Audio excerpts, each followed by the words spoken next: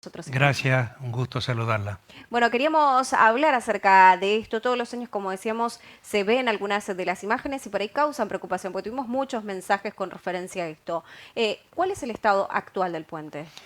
El puente tiene un constante monitoreo, no solamente por los profesionales de Vialidad Nacional que están preparados al respecto, sino que también tiene asistencia, por ejemplo, de la Universidad Nacional de Río, que tiene muy buenos profesionales en el cálculo y diseño de puente. Esto no implica que en algún momento no exista algún inconveniente. Yo siempre comparo, esto es como que hoy nosotros nos sentimos bien y de golpe nos aparece una enfermedad que puede, ¿no es cierto?, complicarnos la situación. Hemos visto hace un par de meses atrás un puente de iguales características al puente Chaco Corrientes que colapsó en Brasil. Tiene las mismas estructuras de viga. ¿Esto implica que estemos preocupados? No. Lo que sí hay que hacer un monitoreo permanente. También han salido las imágenes de lo que es la separación de las vigas y esto es normal. ¿Por qué? Porque son vigas que están simplemente apoyadas. Cuando la temperatura aumenta tienen que dilatarse, o sea, tiene que haber espacio entre viga y viga, y cuando baja la temperatura se contrae. En realidad estas vigas van apoyadas sobre unos rodillos y una capa neopreno para que no se produzca fricción de hormigón contra hormigón.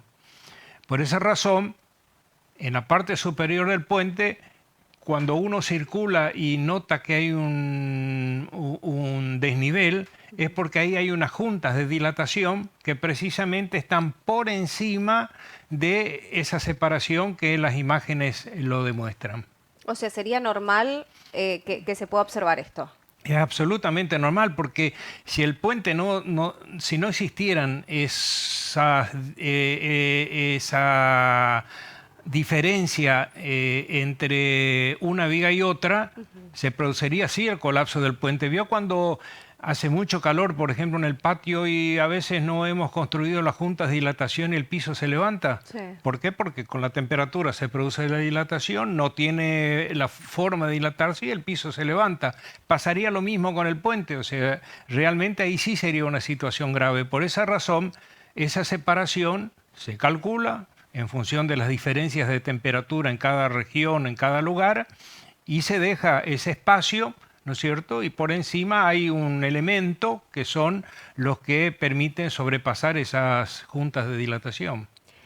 ¿Haría falta que se agilice el nuevo puente, el segundo puente o no? El nuevo puente tiene que agilizarse no solamente por esto, o sea, insisto, los cálculos que uno hace en ingeniería son para 50 años, hay un proceso de carbonatación, o sea, el cemento, el hormigón que se usa, sufre un proceso químico que va bajando la resistencia con el tiempo, que en realidad tendríamos que limitar las cargas de camiones. Al contrario, ¿qué está pasando ahora? Pasan camiones sin control de carga, con peso. Quienes circulamos el puente lo sabemos. Los camiones suben a 5 kilómetros por hora. Muchas veces quedan allí. Muchas veces Sí. quedan ahí porque van con sobrecarga más allá de la potencia que les permite el motor. Y lo peligroso es que pueda ocurrir dos situaciones. La primera, que nosotros hemos relevado en la facultad las imágenes de camiones que después en la bajada los frenos no le permiten aguantar las cargas que tienen, porque en realidad el fabricante diseña frenos para la carga máxima que se va a transportar, no para cualquier carga. Como esos frenos no funcionan adecuadamente, terminan chocando contra el costado del puente. Precisamente hay unas imágenes en el trabajo que hemos realizado en la facultad donde frenó sobre los obenques son esos cables que sostienen la estructura. Sí. Y eso sí puede generar un daño muy profundo. Si nosotros recordamos hace varios años atrás, en el puente Zárate-Brazo Largo, que es más nuevo que este, un camión también chocó contra los obenques, y eso que los obenques están más separados de la calzada que el del Chaco Corriente.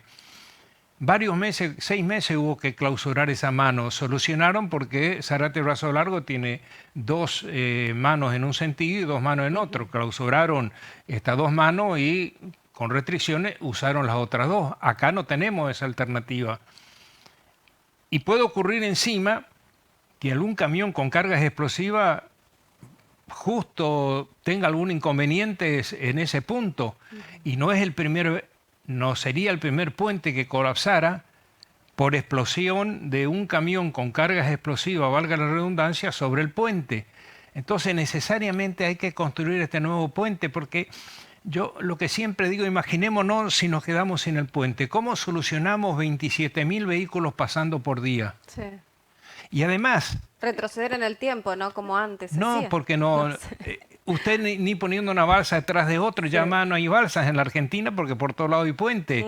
O sea, no hay forma de resolver. De esos 27.000 vehículos, el 70% son chaqueños y correntinos que trabajan o estudian de un lado y del otro. Realmente sería un colapso económico y social muy, muy profundo que creo que no todos toman conciencia al respecto.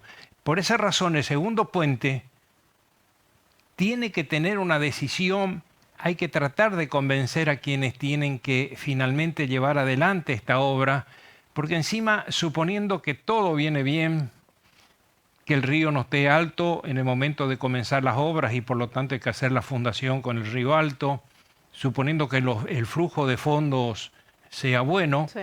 y tiene que pensar 4 años como mínimo para ejecutar esta obra, como mínimo. Sí.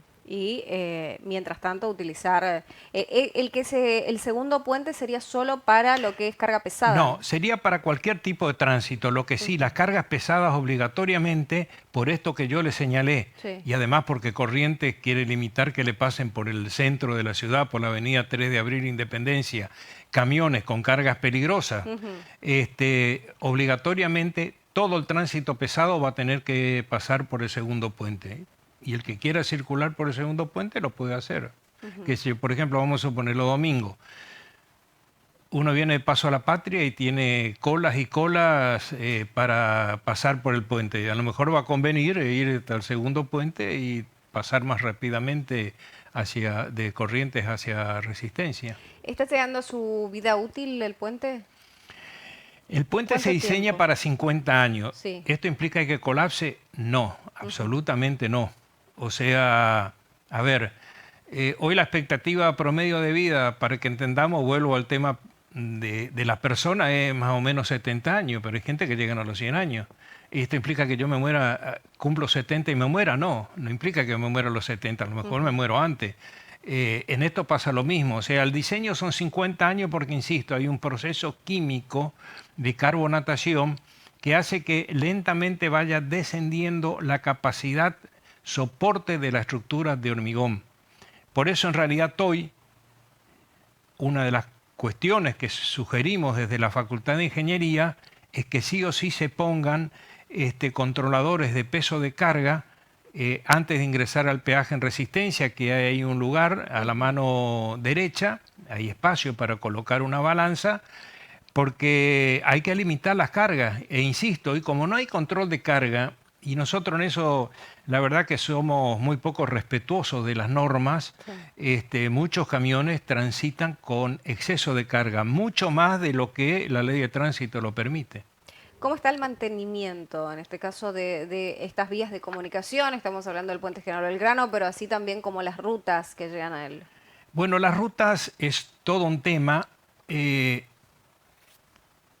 yo ahí no coincido con el presidente de la Nación. O sea, creo que todos estamos de acuerdo que hay que lograr el equilibrio fiscal, que hay que bajar la inflación, pero eso de obras públicas fuera no. Porque las rutas sufren un deterioro. Nosotros el año pasado nos pusimos contentos porque la cosecha fue buena. Ahora, ¿qué significa eso? Miles de camiones transitando la ruta que terminan rompiendo la calzada. Y el problema es que una ruta, una vez que empieza a romperse, tiene una rotura exponencial. Y por lo tanto, cada vez sale más dinero ponerla en condiciones. Doy cualquier cifra. Si el año pasado hubiésemos tomado a tiempo la reparación de la ruta, a lo mejor hubiésemos tenido que gastar 1.000 millones de dólares. Esa misma ruta hoy nos sale 2.000 millones de dólares. Esto es como un auto. Si no lo mantenemos, tenemos que gastar una cantidad de dinero, pero si no lo mantenemos, después de un tiempo tenemos que gastar más. Y lamentablemente esto hay que resolver porque si nosotros queremos crecer en la Argentina, ¿cómo creemos que vamos a producir más? ¿Qué va a significar rutas deterioradas? Con baches, rotas, va a significar que los camiones gasten más combustible, tarden más tiempo, por ejemplo, de ir del Chaco a los puertos de Rosario, consumir más combustible, van a romper el tráiler delantero, van a romper las cubiertas, el flete va a valer más. O sea, el productor chaqueño, por ejemplo, para llevar sus cargas a las terminales de exportación de Rosario, va a pagar un mayor flete. Y va a llegar un momento que va a ser intransitable. Entonces, si esto no entendemos, indudablemente no estamos entendiendo mucho. Ustedes se acordarán posiblemente que algunos canales de televisión de Buenos Aires el año pasado compararon los precios de ciertos productos en Argentina y, por ejemplo, en España. Y en España esos mismos productos salían más baratos que en Argentina. Cuando los empresarios españoles se les preguntaba por qué sale más caro esos productos en Argentina que en España, decían una de las razones es porque el flete en la Argentina es más caro por el estado de los caminos. Usted obviamente no había nacido todavía, pero los que tienen mi edad se acordarán en el gobierno de Alfonsín, donde viajar era realmente romper el auto, ir a Posada. Me acuerdo una vez me tocó ir a Goya. Cuando llegué a Goya tuve que arreglar el tren delantero, cambiar los amortiguadores. Realmente era bache sobre bache, bache sobre bache. Bueno, pero ahí se está jugando también la vida, porque puede haber Aparte la vida, siniestralidades. porque usted sabe bien que cuando transita la ruta y el camionero por ahí desvía el bache Sí.